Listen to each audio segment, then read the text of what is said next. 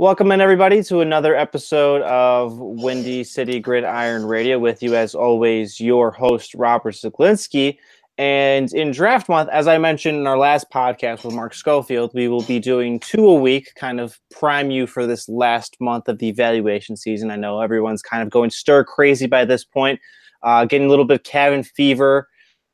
It's almost over, guys. We're 3 weeks away officially, and to kind of go into this fun, to kind of break down the social media reporting, as that's what it seems to be nowadays in 2018.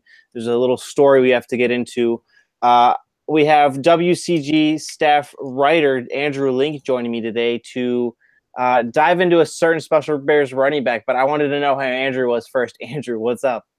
What's happening, Robert? How you doing? Dude, I'm doing good. I've been watching the Hornets' nest being whacked at over the past few days or over the past day or so with Jordan Howard's name being thrown into trade rumors and people yelling about him. So it's been a lot of fun. Yeah, that's I will freely admit that I'm one of those Hornet nest whackers. Yeah. So on Twitter anyway. We are people who love the schadenfreude, who love the misery. Well, not love the misery. I think that's overplaying it, but it is a little bit entertaining, and that's what we're gonna open the show with.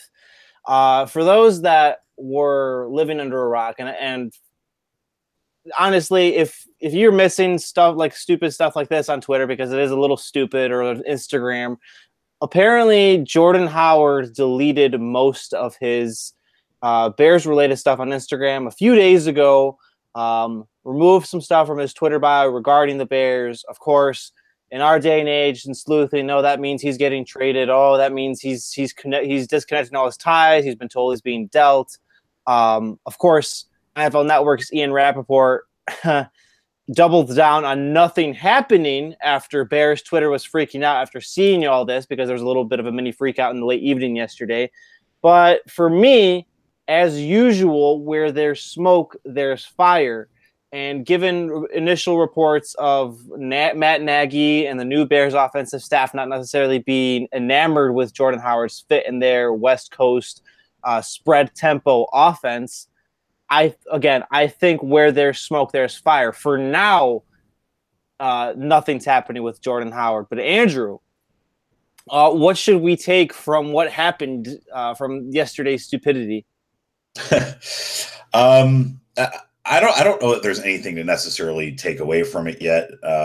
But I'm with you in that where there's smoke, there's fire. I heard the same things you did about Matt Nagy not necessarily being totally enamored with Jordan Howard. I think we know based on the 3 previous drafts that Ryan Pace doesn't necessarily value the running back position as far as spending money on it or using high draft picks. He's used 2 4s and a 5 on running backs in 3 seasons, or 3 drafts. So I think that from that perspective, when you kind of look at it from the total view, the 40,000 foot view of it, and you kind of take everything together, it kind of screams to me, this is a loaded running back class. There's going to be guys who fall maybe to that 4th round that are probably more like third round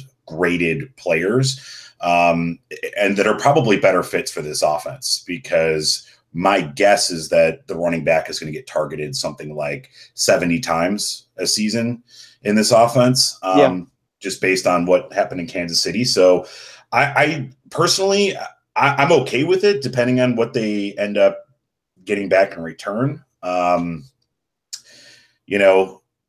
think that Bears fans overvalue Jordan Howard a little bit. I think he's a perfect fit as far as a runner in this offense, but as far as his hands and his blocking ability, I don't know that he's the best fit as a total player, though. Yeah, that's what we're mentioning here, where he's a perfect fit as a runner, but he's not versatile enough. And I wanted to touch on that. It feels as if Bears fans overvalue Jordan Howard because he's the devil they know, and it's better than the devil they don't. But in this case, running backs are found. Again, you touched on it again. Are found all the time, Andrew, especially in the draft, especially young guys that contribute immediately. This isn't a premium position. This isn't a difficult position to scout or to find a solid contributor, nor is it a position that changes your team, which is why guys are so easily part of why guys are so easily found. A lot of Jordan Howard has been the most consistent offense for the Bears for the last 2 years. He's been a part of two of the worst Bears teams in recent memory, or in two of the worst offensive Bears teams in recent memory. But if the Bears are building an offense that's actually going to be successful, that's going to be a championship contending offense, that's going to take this team out of the doldrums that it's been mired in recently, then it's going to be centered around Nagy's system, Trubisky, and then everyone else. And I don't want to say this to a hyperbolic extent, but it's true. Everyone else at some point will be irreplaceable. You want to build an offense where it's the head coach and the quarterback, and you build around those guys. Those are your only two truly premium people involved in the confines of your offense. A featured running back, especially one that's getting the ball 25 times and can't catch like Howard, who drops the ball at a higher rate with a greater sample size like Howard, is on the lower end of that. I mean, it's that simple.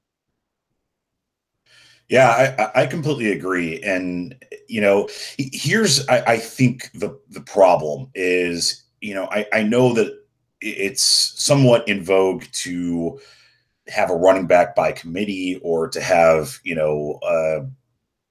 a number of different backs that can do some different things. And maybe they're, like Benny Cunningham, for instance, is a better receiver than he is a runner. So when you look at it from, pairing him with Jordan Howard, same thing with Tariq Cohen. I think he's probably a better receiver than he is a runner. So pairing those two with Jordan Howard on the surface, that makes sense. But when you dive deep into what this Kansas City offense does and what Matt Nagy's trying to do, is he's basically calling, 2, 3, sometimes even 4 plays in at one time, and it's up to the quarterback to make the determination with which play is going to be run. So if the running back cannot do, 2 things well of the 3 that they're supposed to do, right, that what that does is that limits the play calling package that they can have. So whether that's an RPO, or that's a read option, or there's just, there's hot reads, in a packaged in a play, those things are going to be limited to the personnel that's on the field. And I think what they're trying to do is get a back that was well-rounded enough that they don't ever have to come off the field. And that's really the problem here. I don't think it's that they don't think Jordan Howard could be a 1,500-yard back in this offense. I think he could. Personally, yeah. I don't think he drops that many balls. I mean, he drops key passes, which is why it stands out to everybody, but he's not a natural catcher of the football. So I think he's always going to have that problem. But the problem is, if you say, okay, well, we want to throw the ball here, so we're going to put Tariq Cohen in the backfield, or we want to pound the ball, so we're going to put Jordan Howard in the backfield, you become predictable. And I think that's really what we're talking about. We're not talking about, oh, Jordan Howard can't do it, he can't play. No, that's not really true. He's just not a fit for the disguises that this offense is going to have. And there's a lot of motion. There's a lot of sight adjustments. There's a lot of things that creep up. There's a lot of changes at the line of scrimmage for the quarterback. So it's getting the Bears in the best position to succeed offensively. And I think that a more well-rounded back is the key to that. Yeah, it's not a knock on Howard at all. It's not disrespecting Howard, and part of, like, it's a business. The Bears know Howard can play on some level, but it's about always finding the better fit. It's always about putting your team in a better position long term and in the present. So I mean, this is something, and I don't want to compare the Bears to the Patriots, but this is something the Patriots do all the time. They again, like I'm discussing, it's about this. It's about finding guys who fit their system best, and maybe cutting losses. Well, not necessarily cutting losses because that's an underselling Howard. He can play. He's a good tailback, but cutting losses in a manner that helps the program first and foremost, regardless of the player they're leaving, and because of what they've established there, it never affects them because they know their strengths. They play to their strengths. That turns into 10, 11, 12, and even more wins every single year in a deep playoff run because nothing is above the program. Nothing that it's really that simple. I don't know how else to boil this down. So it's obviously we're still far away from any trade being made. I will knock on wood as to that not happening while we're doing this podcast. But if the Bears did keep Howard, Andrew, how will this offense look? How successful can this offense be with him? Talk about like different formations, maybe him and Tariq Cohen lining up in the backfield.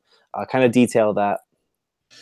Yeah, so I think what they would eventually have to do is get a little creative. And, you mentioned using two backs in the backfield at the same time. I do think that that's something that they would probably be forced to do if Jordan Howard was there. Now, how they deploy that would be interesting because I think how you probably end up lining that up would be Cohen would be in the slot or maybe even split out wide. And then you would, motion him into the backfield, motion, Howard into the slot or something like that. There's just so much motion in this offense that I think what you could do is you could put multiple backs on the field at the same time and not necessarily line them up in the backfield and then motion them in and out of the backfield to just throw off the defense. And that way they have to respect the run and the pass from either running back. And I think that's probably what they're going to end up having to do. Personally, I think that they view Tariq Cohen more as a receiver in this offense than a running back. So, and Benny Cunningham to me is really the third running back on the depth chart. I don't think he's being brought in here to be the primary backup, to be a guy who rotates in for Jordan Howard for reps and things like that. I think he's really brought in here for special teams and, maybe a little bit of third down stuff because he is a good blocker. He's a good, pass catcher. But what I think that they're ultimately going to have to do if they decide to keep Jordan Howard or they can't find a trade partner or whatever the case may be is to find another complementary back, and that could be somebody like, a Nyheim Hines or a Justin Jackson that you could probably pick up in the 5th round, 6th round, something like that. The guys who are a little bit shiftier, but could still have the NFL body type to be able to, spot start. Look, I mean, let's face it, Jordan Howard is a violent running back. He's going to have injuries. He had the EC joint last year. That's going to continue throughout his career. Just the way he runs the ball, he doesn't run out of bounds. He doesn't avoid contact. He doesn't have the quick feet to be able to do that. He's more of a bruising running back. So, it'll be interesting to see what happens. But I think, I think as far as formations and how the offense is going to run, they almost have to use multiple running backs on the field at the same time just to not, tip their hand at based on the formation or, the personnel groupings. If they did trade him, what are we gauging as appropriate value? Because to me, you have to take into account that this is a very strong running back class. Almost every year, you can find a good amount of solid to even great running backs. But this class, in particular, is loaded to me and has a good amount of versatile runners, which we'll break down in a few minutes. So you have to take that into account in any kind of trade.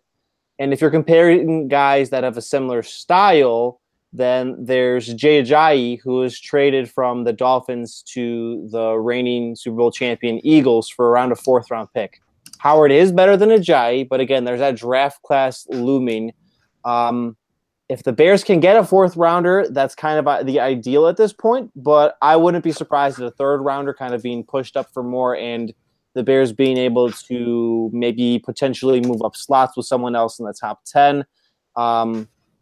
Because, again, Howard, to me, is a little bit more proven than Ajayi was, which would give the Bears the tick up despite the incoming talent at the position. Yeah, I think that as far as value-wise, yeah, you're totally right. I mean, there's a ton of running backs in this draft class that are, frankly, I mean, I think that there's at least 10 starters in this draft class. And then there's probably another 15 guys that I think could be a really nice compliment if you're going with a 2-headed monster, kind of a, thunder and lightning sort of thing. There's just so many guys in this class. I mean, guys with great vision, feet, catching ability, speed. I mean, if you have a flavor of running back that you particularly like as far as style, body type, skill set, it's in this draft class, and there's usually more than one of them. Yeah. So, they're available. The thing with Howard though is he has 2 years of cheap control. I mean, he's a 5th-round pick, so I mean he's only making a few $100,000 for the next 2 years. So taking that into account as well, I think that his value is probably as high as it's ever going to be right now. He's coming off of 2,000-yard seasons, so. I think a 3rd-round pick is probably as good as you're gonna hope for. The other thing, and you mentioned this, is using Howard to trade up in the draft, and as far as in the 1st round. So let's say that the Bears just fall in love with Chubb, right? Bradley Chubb from North Carolina State, the pass rusher. Yeah. So let's say that that's their guy. He's shown that he's not afraid to move up in the 1st round, go get his guy.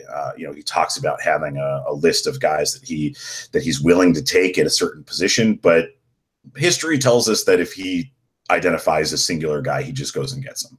So let's say, for instance, that the Colts at 6 are sitting there and they're saying, okay, we really need a running game to help out, our quarterback, Andrew Luck, right? Who's coming off of an injury. Maybe he doesn't even start the year, and, yada, yada, yada. So swapping 8 for 6 and throwing in Jordan Howard, I think that's something that is a reasonable return as well. And you get a 4th-rounder in there, I would assume. That's what we're saying, right? Because that is it. Or no, sorry. I think moving up from 8 to 6 is probably the equivalent of a 3rd-round pick, right? Somewhere in there. So yeah, the same draft value. Okay.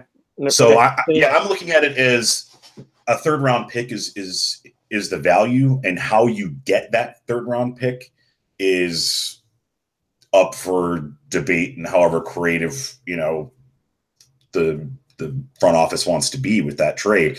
So if that's 2 4th-round picks, or a 4th and a 5th or something like that, a 3rd straight up, or moving up in the 1st round a couple of slots to go get a guy, then yeah, I mean that's kind of where I value him at, and based on just talking to a few people back when the Moon Mullen kind of news broke for Jordan Howard being included in the Jarvis Landry potential trade, I think that's probably about where the league values him. Is maybe a high 4th, low 3rd, something in that range. So that I wouldn't be surprised if on draft day somebody overpays slightly and you get more like a high 3rd out of it.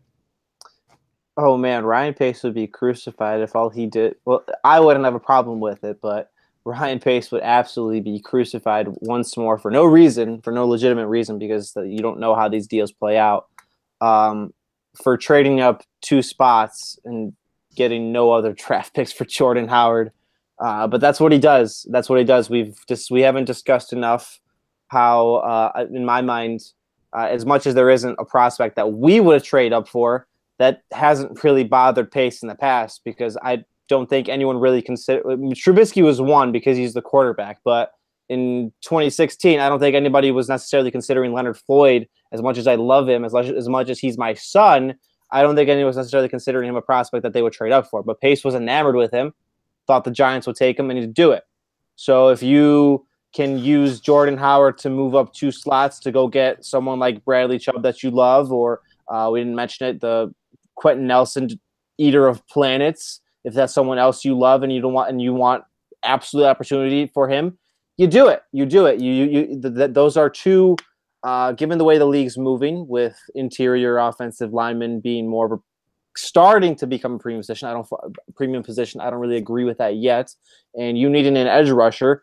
Those 2 positions will change your team much more than Howard would. So you'd have to do it, but it'll just be funny to see that kind of crucifixion if that happens.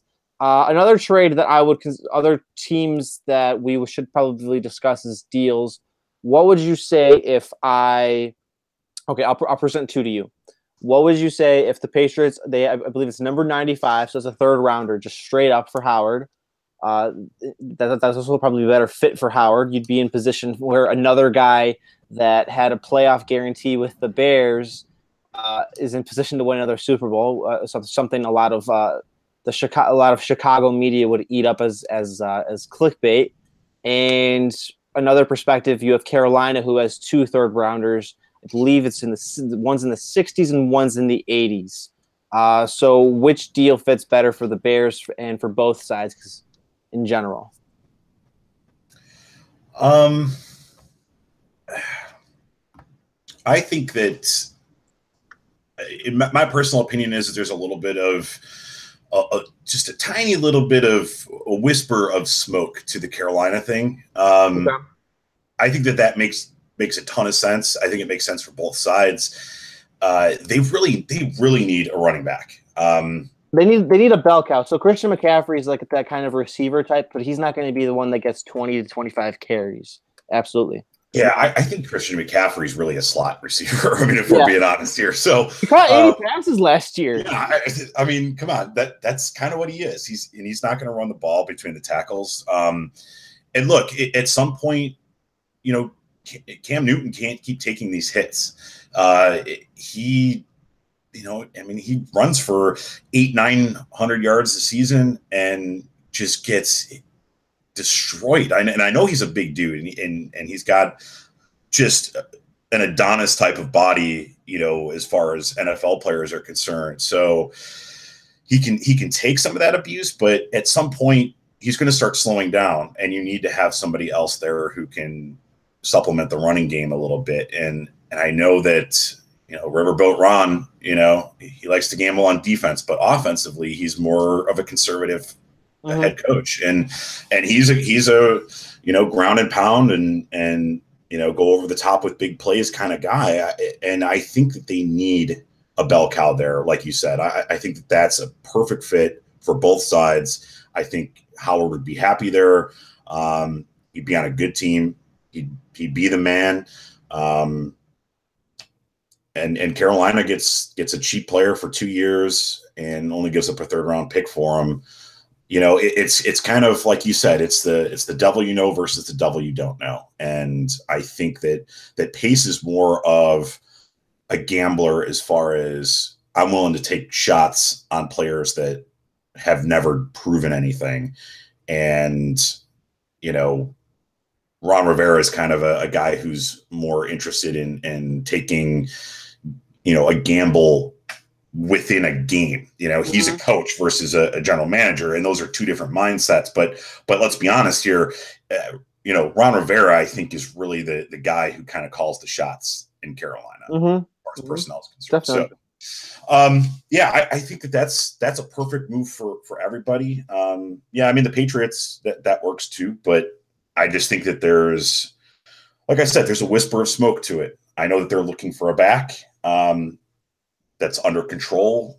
cheap contract, I think that that's probably a reasonable fit. For for pure posterity's sake, I was incorrect. Both are it's 85 and 88. So that would fit the Bears perfectly. That's something that's a return you would take 10 times out of 10, unless again it's the devil devil you don't thing. But us two would definitely take that deal. We would jump on that, and it works perfectly for Carolina too. We don't know what's going to happen with Jordan Howard over the next 3 weeks. We'll see. I would imagine that anything that actually does materialize happens closer to draft day, because that always pushes deadlines, that always pushes movement of all kinds across the league. And this has been an uncharacteristically very active trade off season for the NFL in general. So I expect draft week to kind of reflect that, and Howard might be a part of it, but we'll see. Maybe he deletes more stuff off of Instagram. Maybe he deletes his Snapchat that had the Bears account, and we'll see Twitter explode on Saturday or next Monday. It'll be fun. It'll be fun to watch that without anything actually happening. We'll wait for the actual news. April 27th. I kind of teased it at the start of the show, but we're going to start doing some positional previews. In case you've missed it, Andrew has been doing some great spreadsheets and spreadsheet analysis and guys that he thinks fits the Bears perfectly on our site, WindyCityGridiron.com, in terms of individual positions. He's already done cornerbacks. He's already done guards and centers and interior offensive linemen. Today was cornerbacks, but for right now, we're going to discuss running backs, and then we'll move to corners. Running backs is the perfect segue from that Jordan Howard segment. Andrew, there's a lot of we were touching on it the entire first half of the show.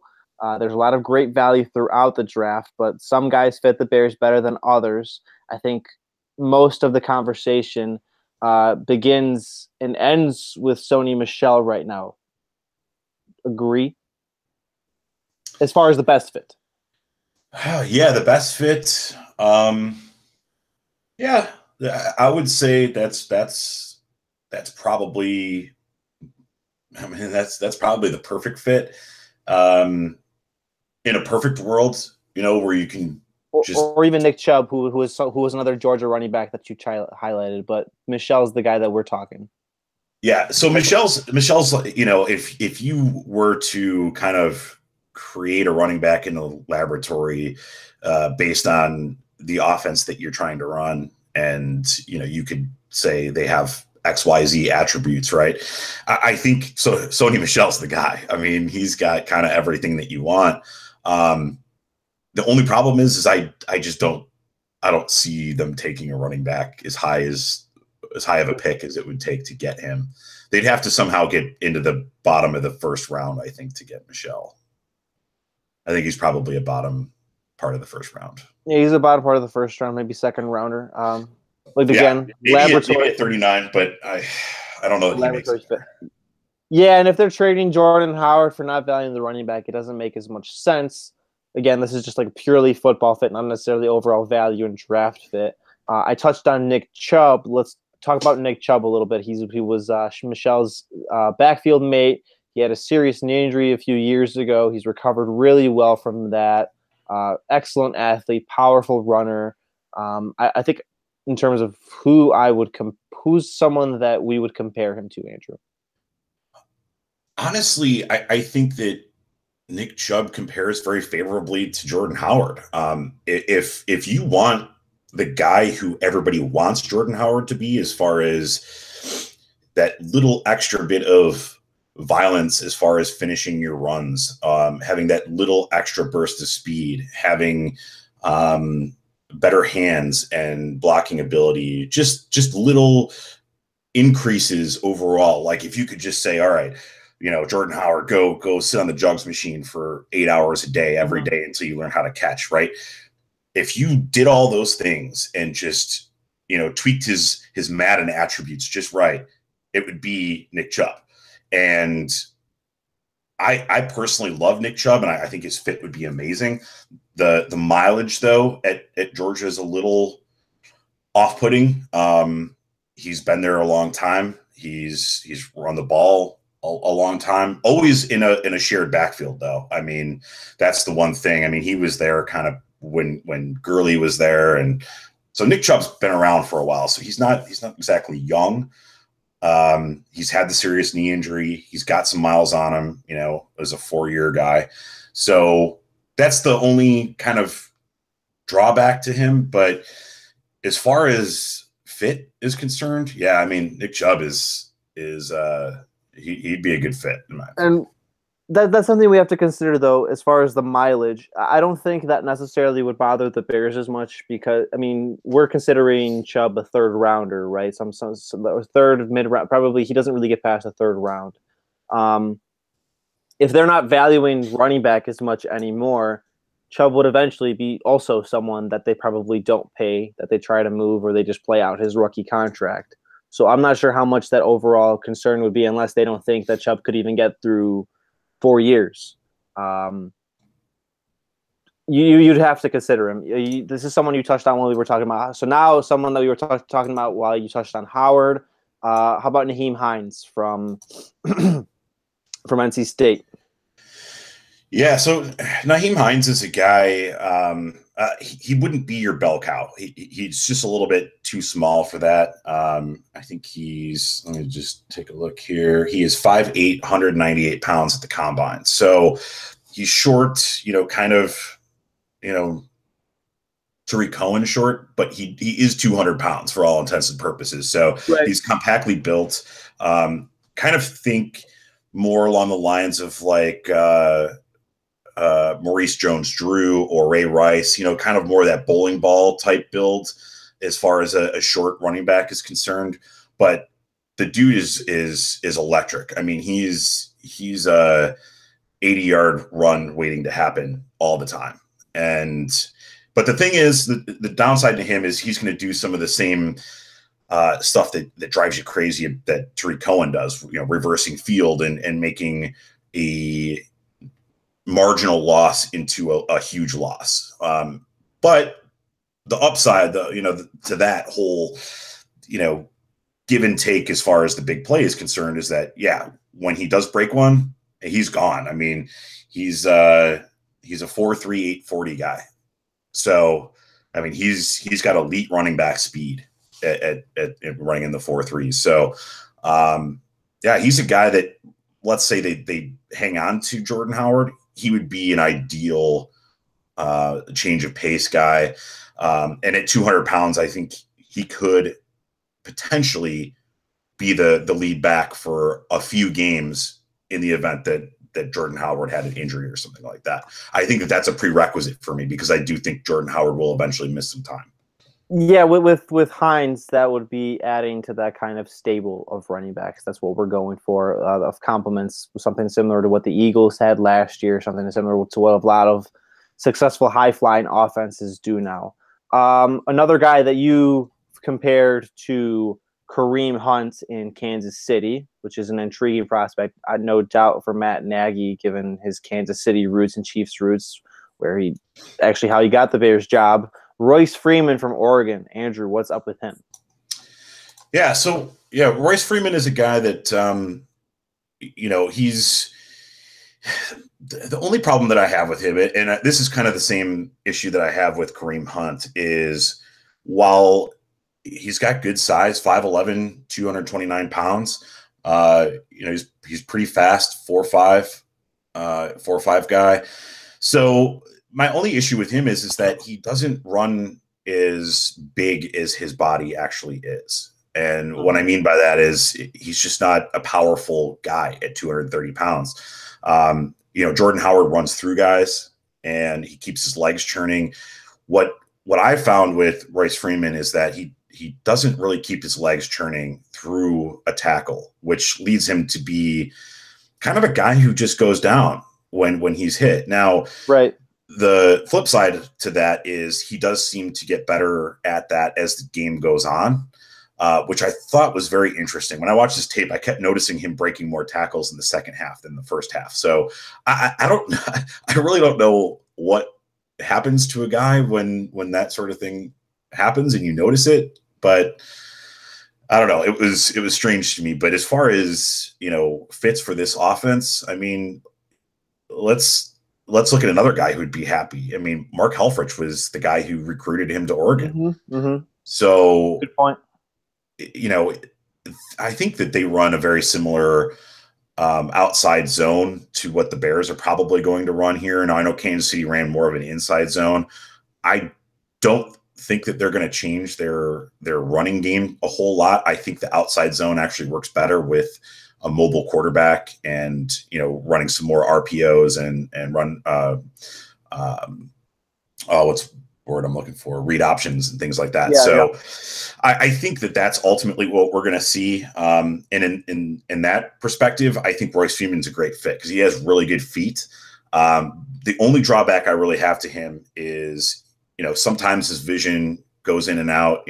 Sometimes it's great, sometimes it's poor. And then the going down kind of easily thing is a little bit bothersome to me. But yeah, I do think he's got a lot of Kareem Hunt in him. So similar player for sure. Finally, to close out the running backs, so this is a guy that's still my favorite. If we're just talking overall fit and value, he'll probably be able to be found in the early to mid fourth rounds. But I know you're not necessarily the biggest fan of him. There are drawbacks to him, such as not taking the starting job at Arizona State by storm. I think this was your words. He's a bull in a shop, or a bull in a china shop as a running back.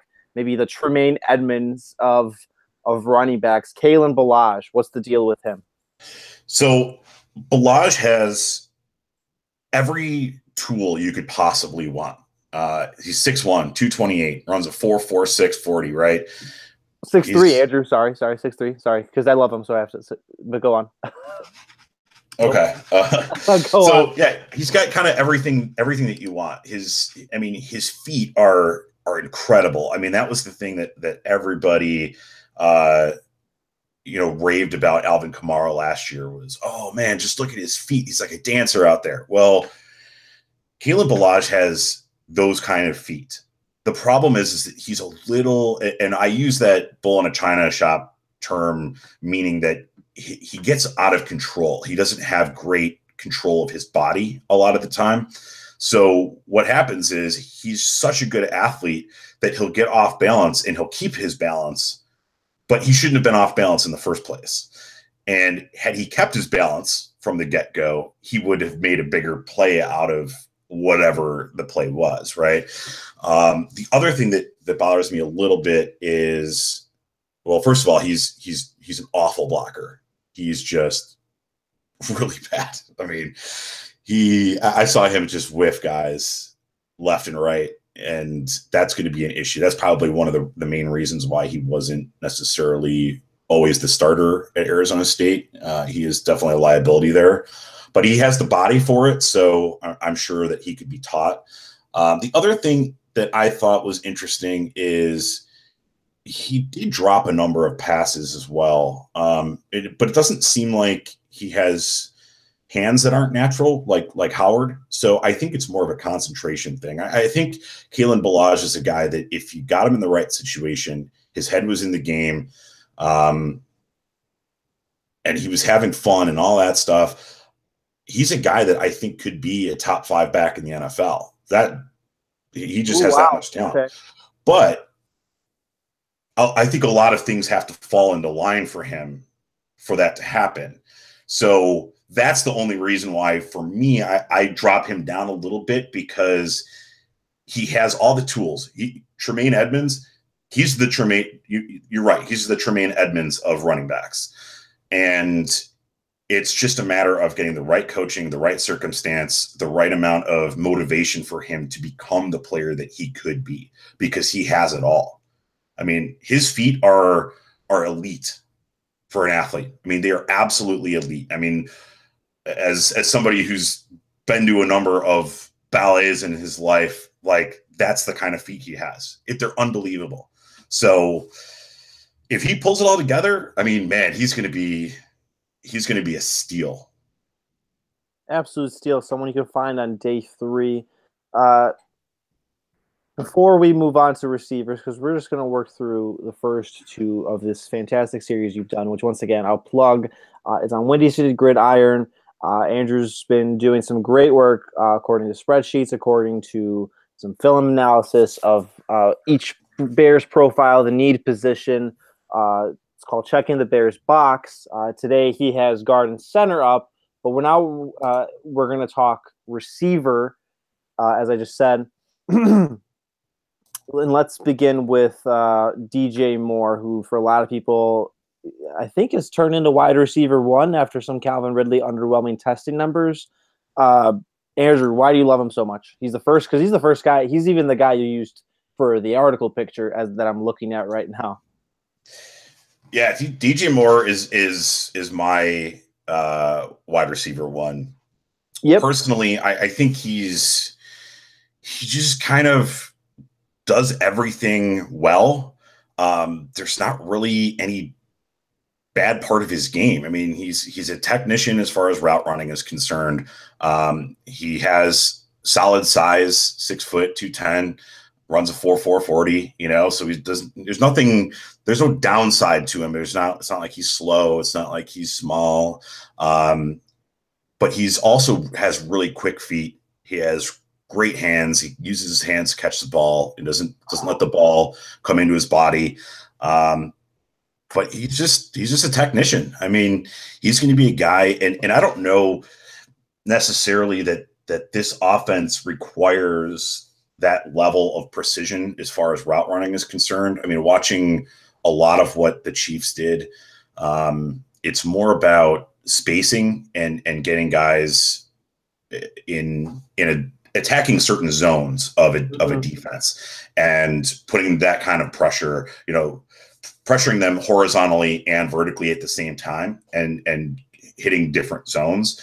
So I don't know that the Bears necessarily need a guy like that. But if you're talking about more of like a Patriots type, man, if he's sitting there for one of the Patriots, first round picks towards the bottom of the first round, man, that guy's going to do some damage in that offense because he is so precise as a route runner, and he has enough speed to consistently get separation, the body control, all that stuff to just be a nightmare. So yeah, I mean, DJ Moore he's got everything you want. He just doesn't have quite the elite size or speed that would make him a top 10 pick. For a guy that's been often compared to Darius Hayward-Bay, and I'm not sure if that's necessarily favorable, but DJ Chark from LSU. Yeah, I don't know that I necessarily see that comparison. I mean, DJ Chark's put up some pretty nice numbers over his career at LSU. So he also returns kicks. He has a number of punt return touchdowns in his career too. So, his speed is legit. It plays on the field. You see it on his tape. He's a 4.34 guy.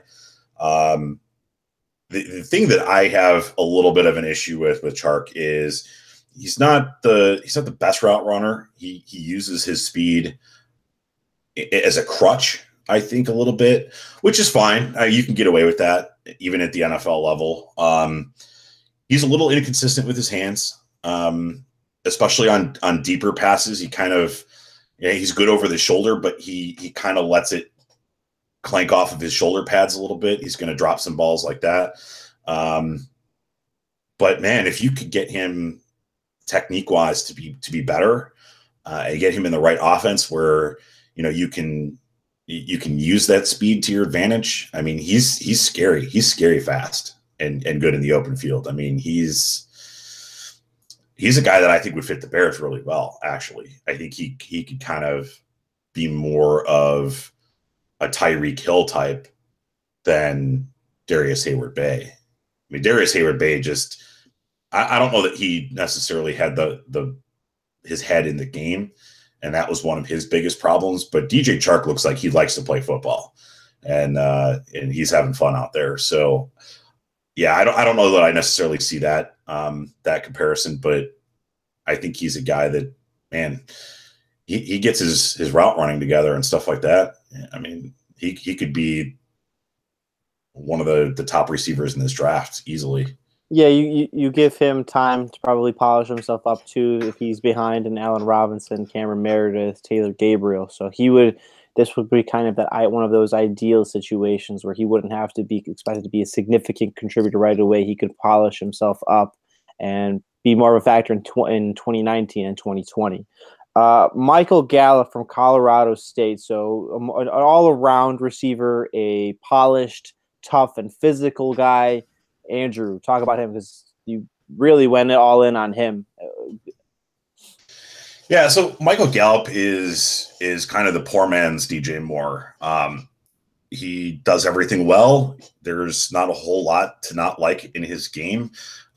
He just doesn't necessarily have any elite traits, and that's kind of the downside to him. But I think in the right offense, he's going to be a guy that's just consistently in that 800 to 1,000 yards every year. You could pretty much just pencil it in.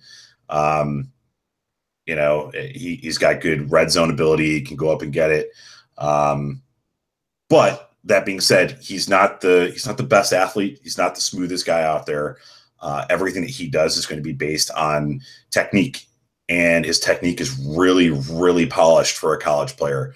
I would say he's kind of the closest comparison in recent memory is probably Amari Cooper, who was that polished coming out as far as route running ability.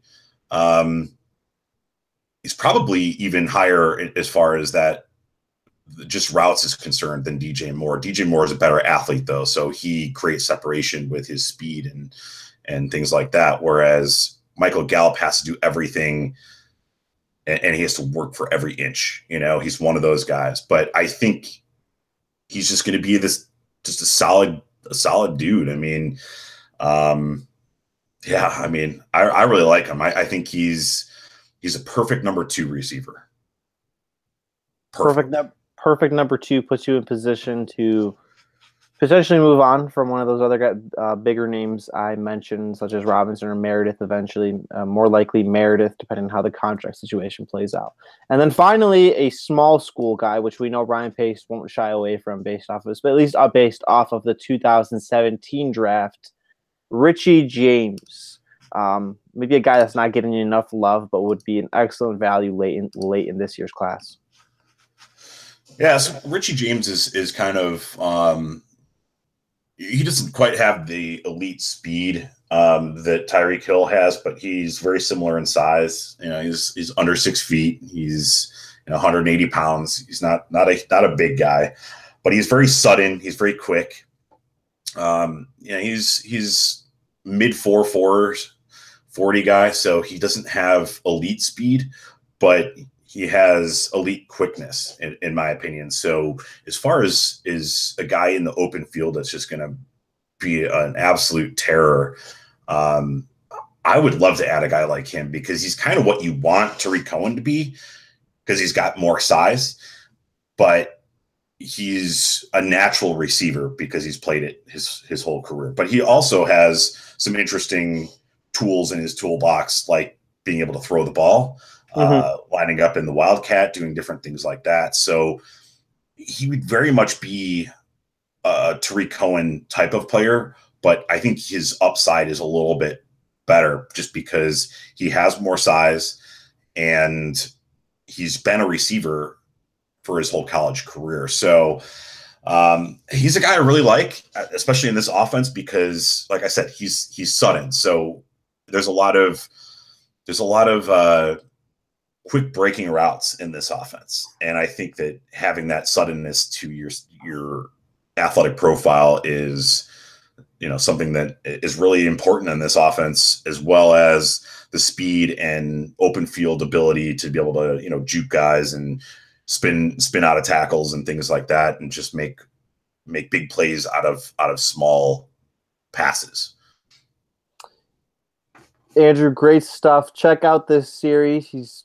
Andrew will be working on this and finishing it up over the course of the next few weeks. Draft series, check the box. Once again, like I said, today's was guard and center, but we went over a bunch of positional previews over running backs and receiver city, which were the first pieces he published on WindyCityGridiron.com. And before I let you go, Andrew, I'm going to ask this question of more or less of everybody until we get to the draft.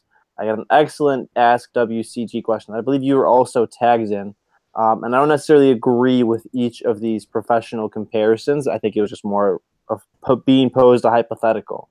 But at Diesel DC3 asked us, if you know that Minkah Fitzpatrick equals Earl Thomas, Roquan Smith equals Patrick Willis, Tremaine Edmonds equals Brian Urlacher, Saquon Barkley equals LaDainian Tomlinson, Harold Landry equals Khalil Mack, Isaiah Oliver equals Richard Sherman, Denzel Ward equals Champ Bailey, and Quentin Nelson equals Marshall Yanda, who do you take for the Bears based off of the current roster, knowing all of those guys will be that player? That is an extremely easy answer for me, and that would be taking Khalil Mack or or Landry in this case. Mm-hmm. Personally, I don't see it. I'm not the biggest Landry fan. I'm not shy about that. For the pure hypothetical. For the hypothetical, yeah. If you're going to tell me that you could put Khalil Mack on this defense as currently constructed across from Leonard Floyd, with Aaron Lynch as your number 3, outside linebacker, with Trevathan and the secondary that's coming back from last year. Oof, yeah. I mean, that's a legitimate top 5 defense right there. I would do that and never think twice about what I missed out on. Not once. Not once. Yeah, this game is about playing quarterback, and I'll keep saying it. It's about playing quarterback, protecting the quarterback, and getting after him. And I have to agree. I mean, I asked this of Mark Schofield earlier this week, and he said that independently of anyone, you'd get the all-pro generational type pass rusher 10 times out of 10 out of all of the other mentioned positions by far. This overall, though, has been an excellent, in-depth running backs Jordan Howard edition of Windy City Gridiron Radio. Andrew, I appreciate you taking the time. I know you're a busy man. Appreciate taking that time to join me this afternoon, man. Yeah, anytime. I'm always here for you. You can follow us on Twitter at WC Gridiron. Follow Andrew on Twitter at BearsLink82. Follow me on Twitter, as always, at Robert Zaglinski, and keep it with us over at WindyCityGridiron.com and, in general, all of our fantastic content across many different platforms as we hit this stretch run of the draft. And I'm sure I'm sure some kind of crazy news will break outside of our reckless speculation that we enjoy. But until then, stay classy, everybody.